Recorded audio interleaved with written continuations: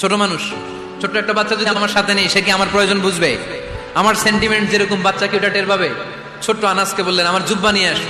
বিষ্ণু সাল্লাল্লাহু আলাইহি ওয়াসাল্লাম শাম দেশের জুব্বা পড়তো, বলতেন জুব্বা নিয়ে এসো। জুব্বা আনতে যখন বেরোলেন আনাস রাদিয়াল্লাহু তাআলা আনহু, দেখলেন মদিনার অলিতে গলিতে বাচ্চারা কুতকুত খেলে।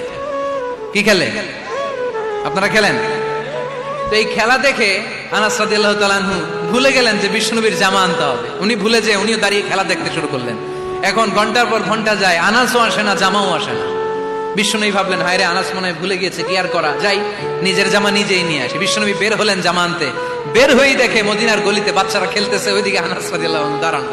বিষ্ণু সাল্লাল্লাহু আলাইহি ওয়াসাল্লাম কিছু বললেন না, যে উনিও আনাস রাদিয়াল্লাহু তাআলা আনহুর পাশে দাঁড়িয়ে খেলা দেখতে আরম্ভ করলেন। সুবহানাল্লাহ পড়বেন না? সাইয়েদনা আনাস খেলা দেখতে দেখতে দেখতে দেখতে দেখতে দেখতে হঠাৎ বিশ্বনবীর দিকে চোখ পড়ে গেছে।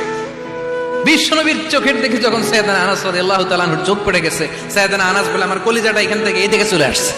ভয়ে। কিসে? ভয়ে। উনি বললেন আমার গলা শুকিয়ে যেতে আরম্ভ করলো, কাঁপতে লাগলাম। আয় হায়, এখন আমার মনে পড়ছে বিশ্বনবীর জামা আনতে পাঠাইছিল, ভুলে গেছে খেলার আবেশে পড়ে।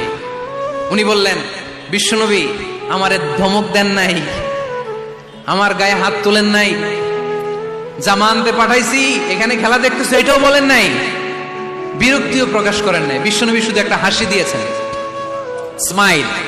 কি দিয়েছেন? একটা মুচকি হাসি দিয়েছেন। কি হাসি?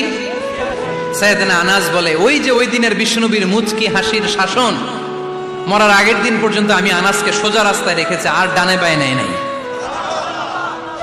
শাসন করতে জানলে লাঠি লাগে না, শাসন করতে জানলে ধমক লাগে না, শাসন করতে জানলে পিট্টি দেয়া লাগে না, মুচকি হাসি দিয়েও শাসন করা যায় কি যায় না? সাইয়েদনা আনাস বললেন কোনোদিন মারে নাই, কোনোদিন ধমক দেয় নাই, সব সময় আমাকে আদর করেছে। চিল্লায় পড়েন সুবহানাল্লাহ।